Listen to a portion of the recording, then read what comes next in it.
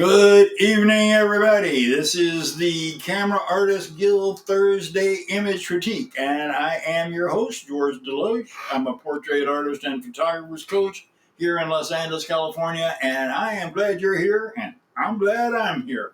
We got a great broadcast tonight. We got some phenomenal images to look at. I really appreciate you guys sending them in.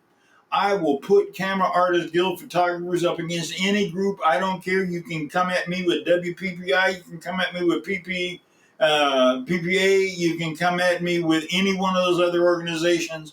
I'll put you guys up against them anytime. Your stuff is just that good. So just keep it coming, and we really enjoy it. And I hope that I can continue to give you the information you need and give you the help you need to improve the quality of your work, master the photographic arts, and master business. We try to put it all together here. As you've heard me say before, professional photography, in which I am, there's some of you guys out there that are amateurs, and amateurs are really the purists, You are guys that do it just for the love of the art form. And when you become a professional photographer, you have to do it for pay. So there is a lot of trade-offs. But still, the bottom line is we love photography, and this is the place where we can learn more about it. Now, when it comes to business, you have the three areas. You have art, you have business, and you have finance. Each one of those areas you have to master. And I think I explained it before last week, but just in case I didn't, I want to go over it. I refer to it as mastery stacking. And mastery stacking is putting one layer on top of another and learning to master each layer so that your reactions become automatic. And again, forgive me if I've stated this before. I've talked to a lot of places. I can't remember whether it was on the broadcast, whether I shared it on the broadcast or not. But when you were a little kid and you were learning to tie your shoe, if you can possibly remember how difficult, or if you got kids of your own, how difficult it was to turn the shoelace in just the right direction. As a matter of fact, guess what? They got Velcro on young kids and old folks, so that you don't have to deal with tying shoelaces. But it was a difficult process tying the shoelace. Mom had to tie your shoelace for you. You walk around, the strings are hanging all over everywhere. But slowly, you got to the point where you learned to tie your shoelace, and then you didn't even think about it. I will bet you today, if you put on string-tied shoes, you tied your shoelaces, and you never even thought about it. It became that automatic. A difficult process like that became automatic because you have mastered it. That's the way humans operate. So you have to learn different aspects of your photography, master them, different aspects of business, master them, and then don't forget the finance, because working just for wages is not going to make you wealthy. You have to make money and then have that money work for you, and that's a whole other story. We won't talk about that right now, but we will talk about the art of photography and the business of photography. There's 3 ways to make money in photography. Matter of fact, there's 3 ways to make money in everything. And 1, you do more business. You find more clients. It's simple. 2, you increase the prices and you get more per client. Or 3, you find a way to sell other items to your same client base. You develop your number of products and increase that. But there's only 3 ways to get there. And over the months, we'll explore each one of those different ways. And because today is dedicated to the photography side of it and the art side of it, we're not going to go into great depth. But understand that one of the most important things you can do if you are in business, even if you're in it as a side hustle, as an amateur business, is keep track of your present clients. It is easier to get and maintain a client than it is to get a brand new one. So you always want to protect your clients. You always want to be marketing to your clients. There's a thing called a CRM. A lot of you guys know it, client referral something mechanism. I can't remember exactly what it is, but it's a CRM. It's a database where you keep all your clients, and you want to be scrupulous in getting their emails and their telephone numbers, their contact information, so you can stay in touch with them on a regular basis and continue to market to them.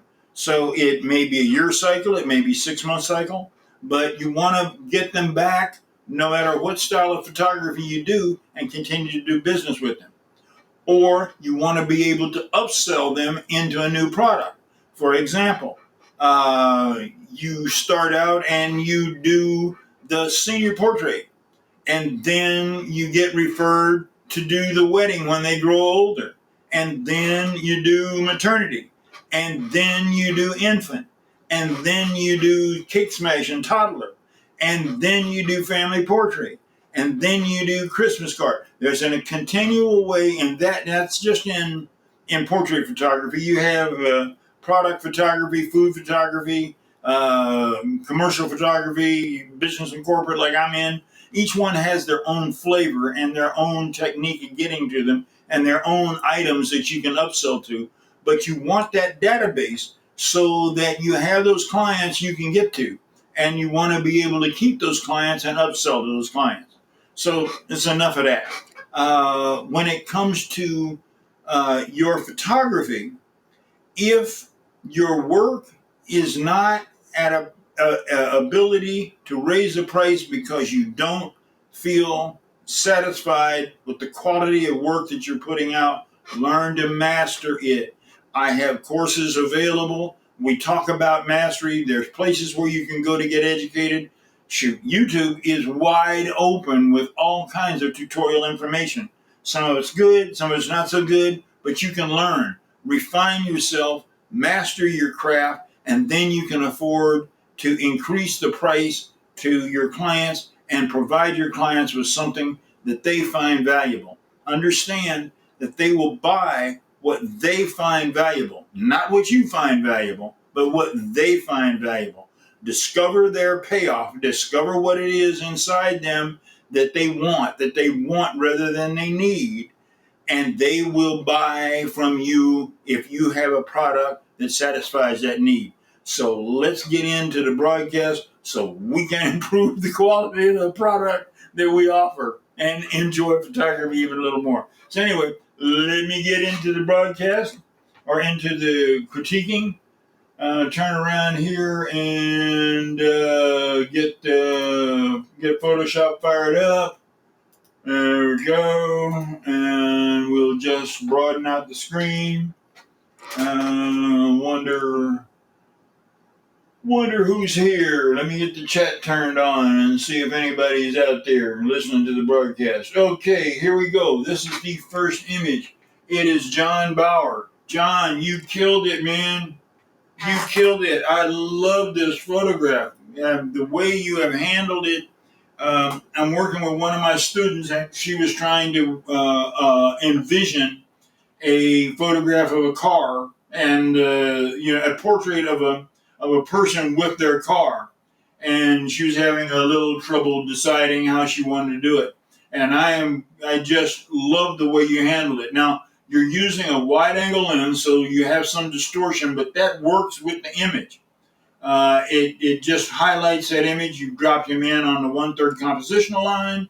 You've got loop lights showing there this time, but still your artificial lights coming in from camera right. It's illuminating your guy perfectly.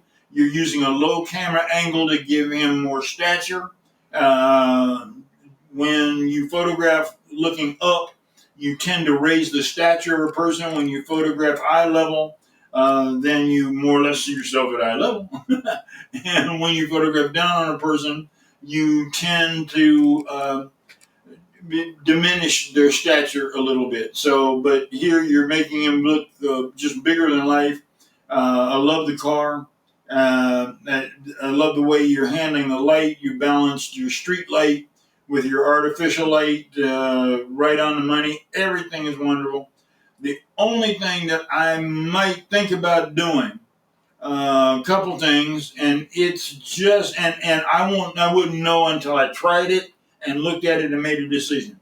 One, I might try to put a speed light inside the car here and have it very low, but just enough to illuminate the inside of the car. Maybe. You could do the same thing. And then there's another possibility. Now, these are possibilities. It's nothing that you've done wrong. Your image is killer. It is ready for prime time, brother. It really is. That's what I say. I'll put you up against any other shooter out there. Joe McNally, Joel Grimes, anybody that wants to compete with us, let them try. But so it's right where it needs to be. I wonder what would happen if the running lights were on, and they might be too bright so that it overpowers the scene. But all in all, and I don't know, it may detract, and I think on second thought, I think I'd leave it just like it is. But it's still killer image. You don't know I like it, huh? Good job, man. Okay. Let's see here. Next image. All right, we got the next image, and this is looks like 𝐦𝐨𝐬𝐤𝐞. And you place this image as a comment to one of the posts that I made, and it'll be better if you make it as a post in its own self and then add to it, because it will then go throughout the organization and people can see it. I really like it. I wish that you hadn't chopped off the lady on the camera right. You left a little bit more room. Now, you might be right up against it lens-wise, and if you are, you are. And you have some ladies that are larger in stature, so they can't get a whole lot closer together. But it's got a Annie Leibovitz feel to it, the way she does a lot of her groups. And it's very, they are very informal in their feelings. It's kind of like that moment that they're fraternizing with each other before they have the formal photograph. It's very well done. There is a bit of a tint to it on the purplish side, and I know everybody's in purple, but I don't know whether that was intended or not. But still, it is an interesting photograph and very well done. So, congratulations. Now, chopping off the feet, I would try to leave the feet, get the feet in there. I'd just get back a little bit farther if I could. Like I said, it may be just the fact, and I wonder whether these aren't sorority sisters or something like that. Could be AKs for all I know. But if you could get back, then bring in the feet, bring in the lady here on the camera right. The camera left is okay. She's got a little room between her and the edge of the composition. But then just it's great. Let's see here. Very good. Okay, Al Cabrera. All right, Al. Let me see here. What we got? We got good evening. Hey, everybody. That's just people talking on the broadcast. So we're in good shape there. What have I done? Have I stepped on my mic table again? And I did completely, so I couldn't move. Okay, Al Cabrera. It's a little bit different than your usual big compositions. It's interesting. I wonder what's happening. Whether this is a live or a backdrop, but it just seems to be a little lighter in color up in this area. So I just don't know why, whether it's a painting or whether, and I think it's a painting, and I think those are room lights that are coming in from above. But your exposure is nice. It is a little on the, it's right on the keyhole composition, dead center. And I mean, it's fine. I'm just so used to you doing these extremely stunning compositions that this is a little bit plain, but it's exposed well. Her skin tones are good, and you really love your quinceañeras, and it's an honor to have those images up, man. I really love what you're doing. Keep it going. Okay, Willie Demetrius Richardson. It's another one of your images. Where you get these models, I don't know, man. I tried to see whether you were on the staff of a fashion magazine or something, and you were getting models that way. But still, it's nice. It's interesting. It's a different shot. It's different. It's well exposed. She's on the 1/3 compositional line again, exactly where she's supposed to be. Uh, it's interesting in that it is a convertible shot. I think maybe, there may be some posing that I would do a little bit different. I think I'd move this hand out from behind the mirror a little bit and find another place to put that hand so that you could see the hand and wouldn't be cut off by the mirror there. But kudos for inventiveness. This is an interesting image, and when you take it apart, when you deconstruct it, it has leading lines leading you right into the model. The model is on the 1/3 compositional line. There is a bit of a shadow on her upper head here from something that's blocking the light. I'm not quite sure whether you're using artificial light. Well, it's all artificial light, but whether that's part of the set or something, or whether it's part of your doing. If it is, just try to dodge this area in here, bring it up a little bit exposure-wise, and that'll clear her face up. Let me see. Let's try going to, whoops, I didn't mean to do that. I meant to add a layer, change that layer to overlay. Okay, now that it's changed to overlay, gray and black will lighten or darken. Let's increase the size of the image and move it a little bit more. Come on, just a little bit more. There we go. Good.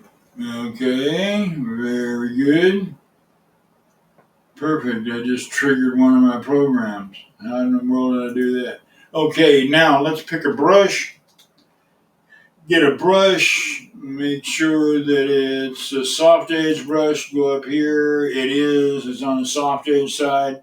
Set the opacity to about 10%. Whoops.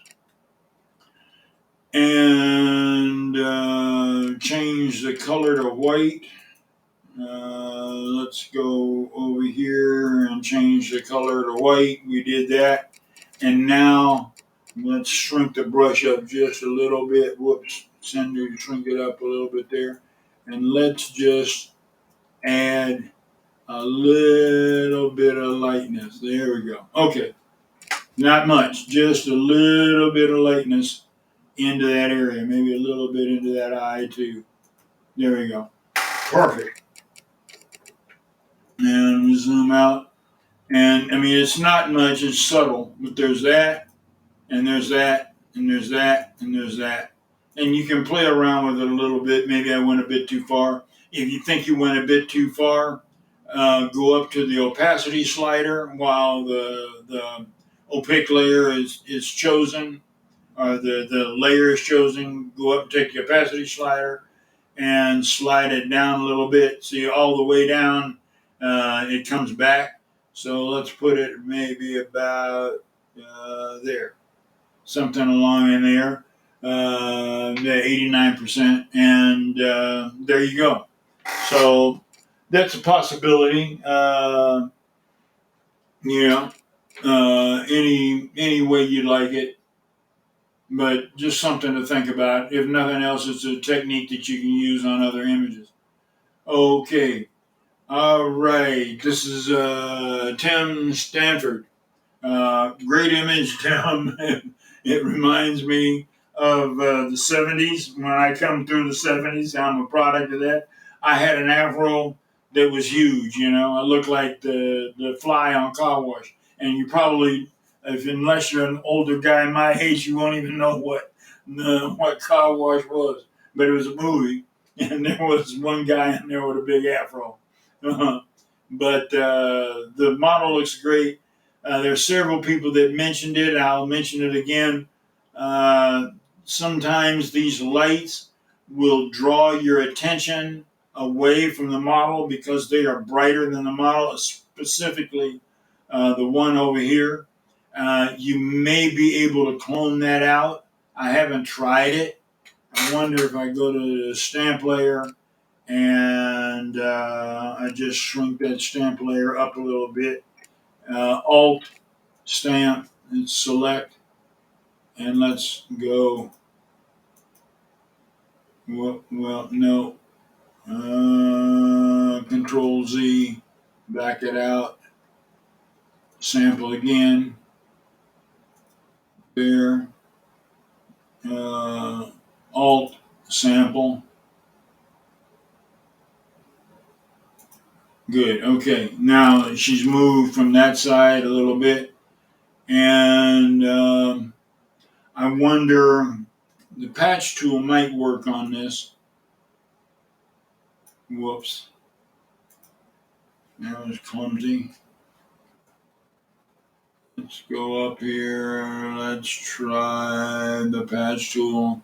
It may not work. Patch tool is kind of funny. Sometimes they work and sometimes they don't.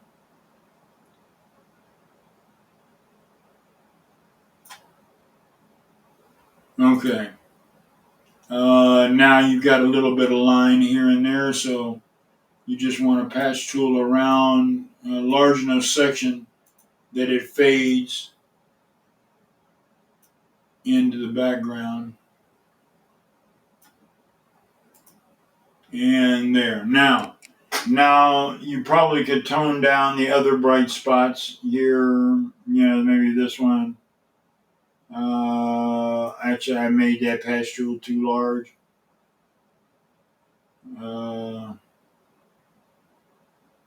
Yep, I made it too large.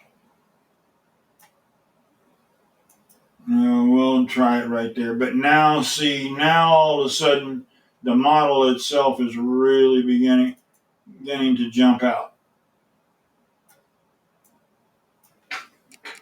Let's see. I'm going to take this patch tool and try.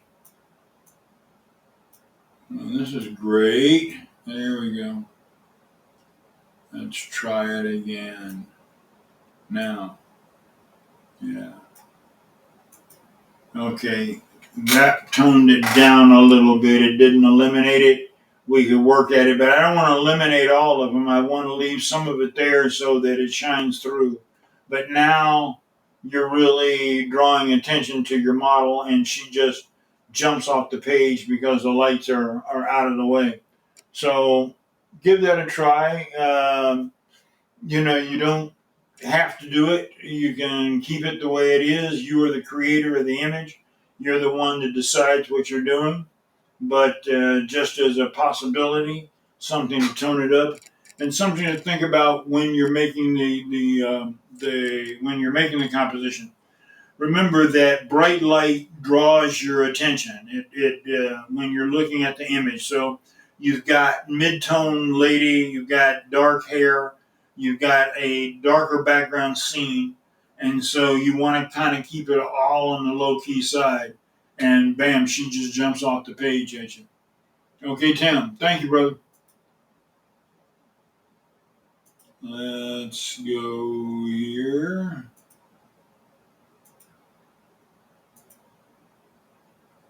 Okay, good. Okay, Keith Davis, Philly. I love this, Keith. Really nicely done. It's a nicely done high key image.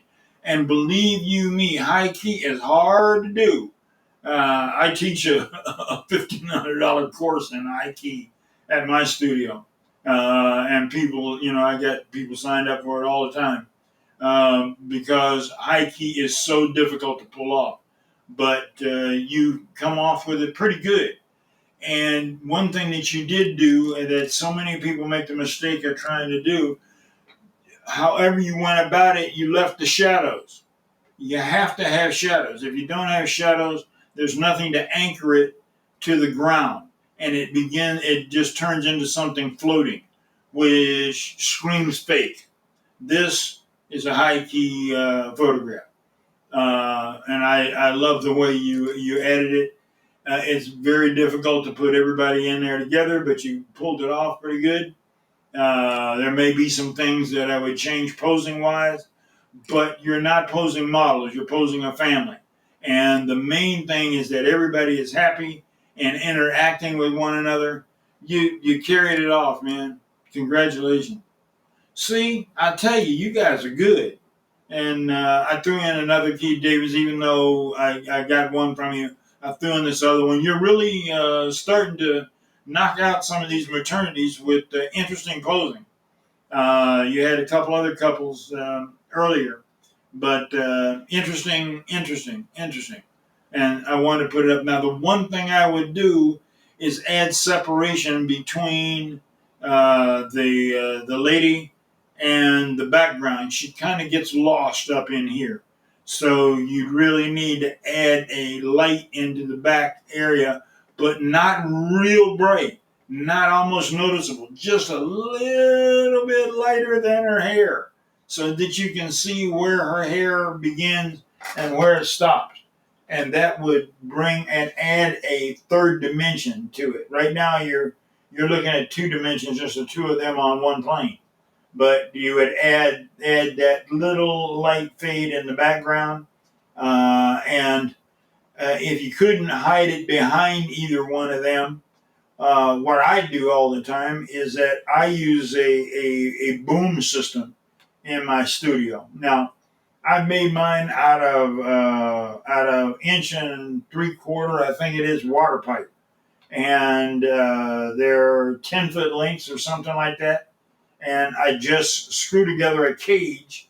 I actually have two auto poles, and then I have the water pipe, and I use scaffolding clamps like you use for building a scaffold. You use scaffolding or chain link fencing poles that go on the top of chain link fencing. Any one of those to make kind of a cage where you have a crossbar going across your studio.